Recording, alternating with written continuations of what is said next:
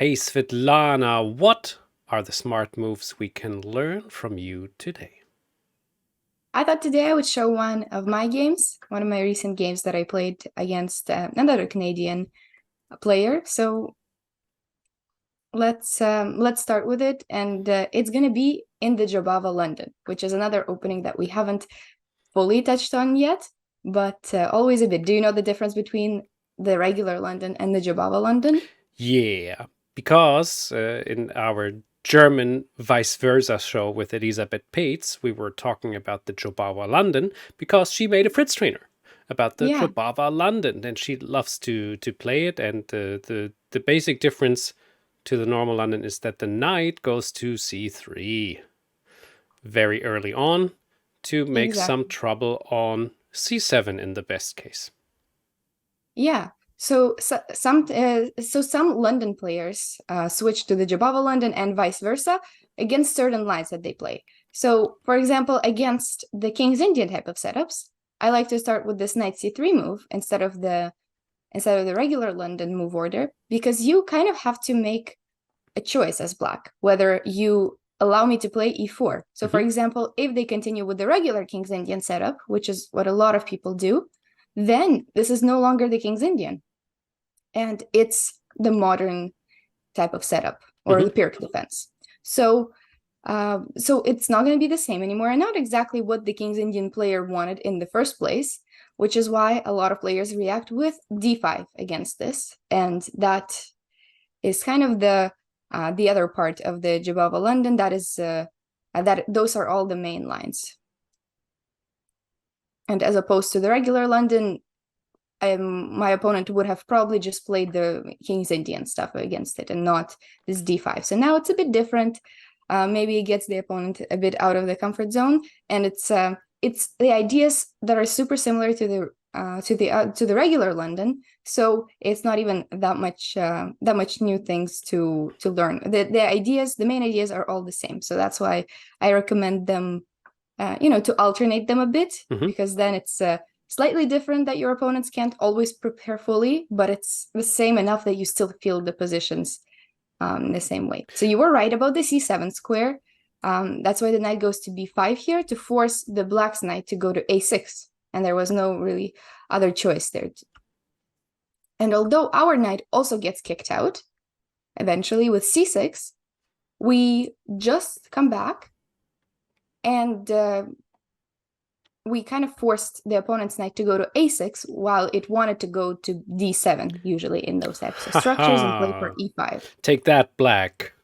Yeah, Yeah. that is quite nice. Of course, if you like this position and if you force this move out, I think it can be quite annoying for a black player to go like, okay, I have to take this line. There's no other way. It's how the game goes, after all. Yeah, and now I'm actually threatening to take on a6. So if ever you get a chance to actually take here on a6, this is usually a really, really favorable pawn transformation, because then you come back to, you can go with the knight to c5 at some point, attack these pawns with the queen, with anything, and they will never get better. So that's usually a bit of a trick, is that black can kind of forget that their knight is there and just make another developing move, but then you're actually going to take it and ruin the pawn structure forever. So what my opponent did is, because this knight here is, well, not really doing a lot, he actually came back to b8 to reroute it somewhere to d7. There we go. It already was. Is this a point where you're playing and you go like, I like that. That is a little like this titsy tiny bit of success, or is it a like tiny victory? Well, the main move that I knew about was the knight to c7, and from here on, the knight can also reroute itself e6, e8, d6. So there's a lot of options here. So that's the knight move that I knew about. But knight b8 is not really. It doesn't really make the position worse for black or anything like that. But of course, it does feel nice that the opponent that it's not just me who spent the moves playing with my knight, and that it's equal. So. One quick question. This was from the Canadian Transnational, and was this a stronger opponent rating-wise, or? Yeah, I mean, in the Canadian Transnational, everybody to me was a stronger opponent because Yes. the rating cutoff it was 2200 for the open My section. So goodness. it was a crazy strong tournament. This was a Canadian International Master. Okay, So great. Cool, cool, it, cool. Yeah, yeah.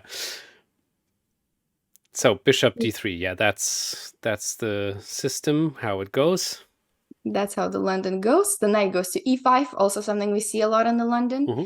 And my opponent now went knight to d7, which is also one of the main moves. Okay. So, what would you play now as white, and what do you think? What do you think are the next plans? How would you approach? Ooh, so yeah, okay. So for you at home, of course, you can always check this very game in the link below the video. It will go to the ChessBase news article. You can replay the game, you can put it in the database, and you can check back and forth if you like the London system or the Jobava-London. This is very important to use your think tanks and think about the position right now. I tried to stall my ideas and thoughts about this, but what would I do here? So what are my plans? Now, I would love to push forward with g4, h5, and eventually take on g6 maybe at one point. But this will take far too long, and I think it is just very amateur, what this idea for now. So I have to get back to what would be a really good move to play here. And I'm a bit, I don't know. My knight is so nice there. It will be taken with this move in Right. the next move, so that's a bit sad. I'm Yeah, that's almost that's how crying. we can consider. That's a good way of thinking of, well, the opponent just went back here, so definitely is going to take next turn. Yeah. So I mean, I'm almost thinking, so knight g4, I don't see, well, Knight g4 is all right, actually. yeah, it It's an all right could move, and then work. to maybe provoke h5 and go Yeah. back. But that's not what I played. I think there's your idea actually about what you wanted to do. You said it was an amateur move, and I ended up playing it because I did want Oh, to go great. for the attack. Okay. Now that it's on the board, it's so weird, right? You visualize something and you think like, man, it's too far away. But then when this is on the board right now, like this, it's just one more move and it's already h5. So you have to maybe react to this with Yeah. h5 yourself. So yeah, it's a Yeah. good The thing provocation. is, there's not really much else that you can do as white, because actually black has some pretty strong ideas. So, for example, if you try to Yeah. castle long or just kind of stall the castling a bit, then they will definitely capture, and then maybe even play something like f6 with the idea of e5 themselves, and that slows it down, and that gives the Yes. initiative a bit over to the black side. Yeah, okay, great. I'm quite happy that I didn't feel like super ease and that this is Mhm. actually not, it's not that bad. H4, really. Yeah. Okay, cool. So after the Takes. capture, I decided on the bishop rather Yes. than the pawn, because if you think about it, the structure becomes just the same, but I Yeah. just exchanged the piece that wasn't really working A- much for a good defender And they won't of. want to get rid of their bishop, I guess. No, they did. We Oh, did we did talk about this f6 move with the idea of e5, yeah. but here, once again, once black starts it, then white's attack can also start. So it's just Oh. one move extra, but it's already making threats on the black's position. So I think it would be probably a better position for white even to play. And Uh-huh. if, and if they try to close everything down, then you can put that pawn on h6 and already claim some kind of advantage here on this side of the board and go for some pawn breaks, which look quite good. All right.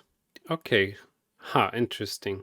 So that's one of those plans in the Jobava-London that you go for a lot, and it's the kingside attack plan. That's exactly what all of our pieces are prepared to do. Bishop is looking there, the knight is looking there, and if black is playing some slow moves, then this attack can actually be quite quick. And I like to stall a bit with where I'm going to castle. Sometimes it backfires, but oftentimes in the London, I kind of wait a little bit to see if I can start an attack confidently, and if not, I'll just castle short. But after something like h4, that's quite a commitment, yeah. It's already clear that that's not what I wanted to do. So the thing is, this line was forced for like the next 6 moves or so, and this h4 was actually quite a bit commitment. So after all the recaptures here, Black goes for the counterattack with d4, which might have been missed at the point of playing h4, but I calculated this for a while, and I planned to give up a pawn at the end of this line. Okay. So the queen invades here, and unfortunately there's no discovered checks or anything, as usually happens with this queen. But instead it attacks on e2, and after a good play by Black, they actually put me in a situation where I need to decide what to do with this pawn. Otherwise, it's going to just be hanging without any compensation. So I play e6, and I calculated until here at the point when I played h4. But I somehow didn't consider too much that Black actually is never going to take this pawn like in this way. So in this way, it would be great if they took it. But they actually didn't, and they played knight e5, which was quite a good move. So now it is quite an important decision. So what do you think? What do you think we should play now? So, yeah, on the line, are you gonna give up the pawn or no? Yeah, that's the question, right? So you can take with the check. That's good because Black has to react, but you could also castle long, which is of course just beautiful. And then Black has to react too. Black cannot take the pawn, of course. So they have to take the bishop. Takes back with the rook. Queen goes somewhere else. So yeah, I think I would castle long. That's what I played after a long thought. That's what I did too. It's a pretty interesting pawn sacrifice. But White could have actually not even sacrificed the pawn and went for something like this, which objectively is even a bit better, because we don't let the bishop develop and we weaken the king's position a bit. And I thought that this was not really possible. I'm activating the pieces too much. They're all looking at my king's position, but we can't actually castle long here. What? And the problem is that Black cannot really take anything. So f2 pawn looks worrisome. Yeah, but after there's a check on c4 or exactly. So it's a bit of an interesting tactical. That is something, trick, yeah. But it works. And if the queen takes, then of course we're going to take the knight. So there's the best that Black can do here is to play this, but we go for something along the lines of this position, which still down a pawn for White, but it's the king is a bit out of place. These pieces are pinned and not developed, so it's somewhat of an initiative. So something like this was still possible, and apparently a bit better than what happened in the game. But I went for the castles, which I think a lot of people would still play. I think so too. And they could have, as my opponent could have just taken that pawn right away, but they took it with the knight here first. That's what I thought. I thought there was no option. Yeah, and check, and then they take. Had to cover. It's an important thing here where the bishop can actually also come here, so you don't want to just move king b1 and lose that. True. And this is the most critical position. One side without the pawn, but with some maybe a potential attack. Yeah. And the other side with a good bishop and an extra pawn, and not really that many weaknesses. So I know that you always pick the side with the initiative as opposed to the material, but for me this was not really that typical, because I don't, at least before, I wasn't always the player that would just it was never easy for me to sacrifice something for a long term. So I would only sacrifice in actual concrete situations, but that's kind of a new skill that I've been employing in my games, and it's been working. But I don't Apparently go so. I don't go more than 1 to 2 pawns. So far I'm still a bit scared to go more. So Yeah, there were hundreds of moves in this situation. One of them is g3. I think that's but would you nice. pick white or black? White, of course. Really? Okay. Yeah. I mean, I don't mind either side, actually. I could find advantages in both in playing both of them. I would So, love to play white here. but I liked my position quite a bit, and I thought that the pawn wouldn't matter too much yet, as long as I don't trade any queens. So, and as long as h5 by black is not an option yet, and now you finally have done that. And yeah, the that's an bishop cannot go important point. to g4 either because of f3. Yeah, Perfect. that's nice. h5 Exactly. is nice. Now the black plays g5, and this is another important moment. What is black's idea, and how do you think we can counter that and keep up the attack? I guess black wants to block with h6, and that then black simply has a pawn more and might win this, I think. So because now the initiative is very difficult to keep on. So white has a couple of options, I guess. I mean, of course, you always have to consider it's just such a position to just take the bishop, I guess, but don't see any. Yeah, that's true. Yeah, I don't see so any. far it hasn't been working because it's only one queen, right? If there was a bit more pieces, then maybe we could think about some checkmates, but it's just the queen that's left. So I guess h6 or rook to d1 is maybe two options, and then I think h6 is good, and then try to even push further with f4 maybe. Perfect. So h6 was a really important positional move to make. So good for you for finding that. Yes. Preventing h6, as you've said, and also all of these little moves that might not, it doesn't look like it threatens anything at the moment, but in the long run, this threatens like a lot more checkmates, right? Because the pawn on h5 wasn't threatening any, but here you can already, even if my queen potentially gets somewhere on the 7th rank, that's already dangerous. So it's more of that's how you figure out whether it's a good move for the long term or not, is that even if there's no threat immediately, but there is this potential for it just being dangerous and annoying for the opponent's king, then it's usually a good decision, and it's usually a good change to make. So that's why I put this pawn here. I was a bit worried that in an endgame, then the king would come here and just take that pawn. But then I thought about it that I'm not even going for the endgame anyways, because I'm not trading queens under any of these circumstances. So the weakness was kind of worth it. Oh, the king moves to h8. Interesting. Yeah, of course. They're not going to let us take this pawn just like that, because I wanted to attack it and make use of the fact that it can't be protected yet while the bishop is here. And it was good to know that the bishop was unable to move. Yes. Or else I would have gone back the pawn. Also, the f-pawn is unable to move right now. So this is okay. So I thought of knight going to e4 here before the rook move. And the question is, what can black really do against that? Maybe rook g8 to protect it. Just rook g8, yeah, it's so easy, right? Okay, never mind. Yeah, that's a very good idea. Okay, good. I mean, no, it's still a good move. I played it eventually. That's where the knight belongs. So it's still one of the correct plans.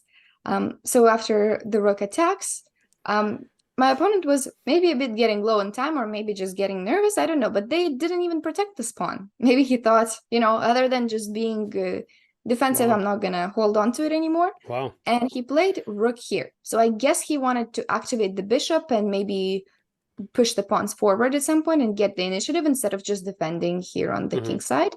And I gladly took that pawn. Yeah. And now I have the attack for free. That's my favorite part. Whenever you're attacking and then you win back what you invested, and then you have it for free. That is, but a nice thing. A pawn doesn't count yet. I'm not at the I'm not at the level where I sacrifice pieces just like that. But even winning back a pawn just feels more safe in terms of my attack. So the next move I played was rook h4, which I really liked because it activates the rook, and it kind of forces the queen to leave this diagonal, which I wanted the queen to leave this diagonal for so long. Because if it goes back here, then what do? We simply get the knight into e4 now. Yeah, right. I think so too. So this looks really good. So the queen had to leave, and already see how this pawn just creates this whole attacking potential just by being there. Then the knight went here, and we're soon gonna get to the more tactical part of this whole game. And I guess we can start here. What would you play now? And what do we need? How do we make all of our pieces join the attack? Well, I think an interesting move is rook to g7. The reason is if black takes back, then we take back, of course, and that is a wonderful open line. h7. I'm not sure how to progress, but it just looks very good and strong. You found one of the really good lines. Nice. This might even, pretty sure this would be winning. At least it looks like it. It looks great, yeah. So yeah, all of our pieces join, and I imagine that this is really good for white. Something like this could continue, and at the very least we win a queen at the end of this line. Yeah, true. So this, of course, looks very good. And no, the most important thing is that we're forcing the opponent's pieces to just complete defense. Rook g7 was one of the really good moves. I actually didn't consider it. Not sure why, but I was really focused on this diagonal. So I wanted my queen to come there and to sacrifice some knight f6. So I played queen e3 instead, which is still a decent move, but rook g7 was really the more forcing one, and you found it in like a matter of seconds too. So what can I say? You're just a more natural attacker than me. I'm just your student, Svitlana. That's how it is. So soon the tactics are gonna start. So he plays f6 to get this rook out of there, which makes sense. Now they have to recapture with the king, right? Because this f6 has just made a weakness. Goodness, yeah. So they can't really do, so they recaptured with the king. If the rook goes there, then there is this knight f6 tactic, which is what we talked about. And the critical moment of the game starts here, I would say, because the pieces just got traded down, and the material is equal. So if we need to strike, it needs to happen now. So try to figure out a way to make the attack decisive. Okay, so that's so cute. What about rook g4 check? Wow, okay, so bishop takes though. You're willing to give up the whole. Now we can give a check on f6. That is cute. But it's not working. I see the checkmate. But what about king f7? Yeah. No checks anymore. Yeah, it's probably not enough. I mean, even this looks... that's what I thought. And then I thought, like, but I don't see... I think the king can escape if the rook goes to f8, simple. And right, so, I mean, rook g4, I probably considered this too, actually, but it feels like, unless there is the checkmate, then we don't need, it's not even necessary to give up because all of our pieces are good. I think you're right. So what about, so we can of course not take on f6 with the knight, but what about if we go to g5 instead? And that's what I played, and that's the best move. Nice. And it's it was a really important, there's a lot of important tactics there to not miss. There was also the knight going to c5, as with similar ideas, but knight to g5 is even better because it attacks more things right next to the king. The opponent went bishop to f5, but there was also this line with the bishop here, which gets countered by c4. And there's a few tactics here, but it gets countered because our knight can never be taken, and the bishop kind of has no... and it has no good squares left. Gotcha. And now I Maybe even because of see this. that it is, sorry, I didn't even see that it was protected. Yeah, this knight is always indirectly protected by the fact that I will mate on g7 in the next turn. Yep. So the opponent went bishop f5, and there's only one winning idea here, which is what I played in the game, but you can try to find it. Well. Then the bishop can go back to g6, which will block things a bit again. So how about...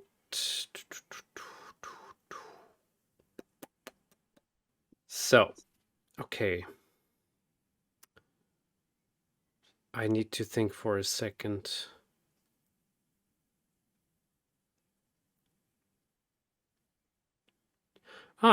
Is it g4? No, but it is about the bishop. Okay, so then rook f4? Yes, but you weren't confident enough in it. No, so what happens after bishop g6? Bishop g6, let's see. Bishop here, then the queen is going to invade. A check, yeah, but is that so... If here, then we have a really nice idea with this and queen g4. That is brutal. It is quite deep, but it makes sense. Once you see that move, e5? Yes. Oh, no, it's not working. And This is there's beautiful. the spawn. Yeah. Yeah. So that doesn't work. Wow. And if the king goes back here, then knight to f7. And looking at this position, it looks like it's holding, but in reality, it is losing just after rook f6. e4. Oh, okay, yeah, true, that's better. Rook f6 might work too, but I thought about this one just to take that pawn. Rook e4 is definitely clear. And make... No, but rook f6 probably works too. So that's what happens after bishop here. And rook f4, yeah, maybe it is like a move that you can underestimate just because it doesn't look like it does much. But it does do... It does create a lot of these threats along the king side. So the capture is never good because then the king gets destroyed. And what else is there? There's not much else really to consider. Maybe the protection here, but then that diagonal always becomes a problem. So do you see what we can do there?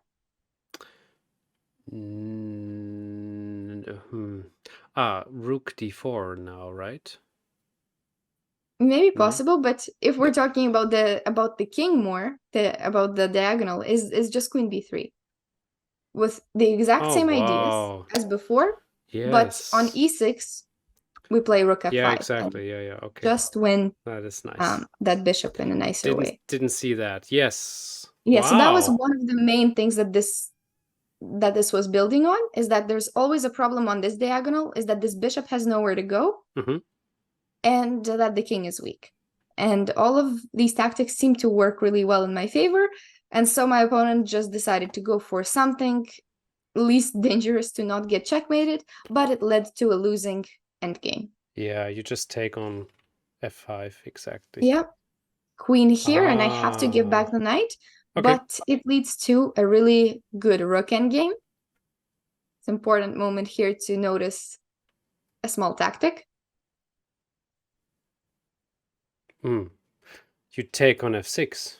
Exactly. So you don't just automatically take the queen, because that would be not as clear of an endgame. And that's... But after rook f6, you did all of this. Yeah, I had quite a bit of time in the game, so goodness. It's because I didn't spend too much in the opening, so I had quite a bit of time to calculate all of this, and it was a really it was a really smooth attack from the start, that I wasn't really... my king was never in trouble, so it was a very comfortable attack for me, that it happened to work out. And my opponent obviously also helped, but we went into a rook endgame eventually. I even got a bit fancy and played queen e5 here just to scare him a bit, but it doesn't work because they just go back and defend against it. So I Then I calmed down and I played just the winning line of the rook endgame, and with two pawns extra, Yeah. even more potentially with because he decided to take one of mine, and Now rook a3 and it's over, right? you can play rook a3. I decided to play rook a6 yeah, that's even easier. You're right. in order to play a4 and a5, Yes. and it was a winning rook endgame. So it was one of those one of my games that I don't usually show, but I thought this one was interesting, and it was very untypical for me to sacrifice a pawn for a future attack like that. But I hope there were some tactics that you guys got to solve, and maybe also learn a bit about this variation of the Jobava-London. Beautiful. Well done. Thank you, Svitlana. This was great. Looking forward for the next smart moves of yours. Thanks for watching, everybody. See you soon.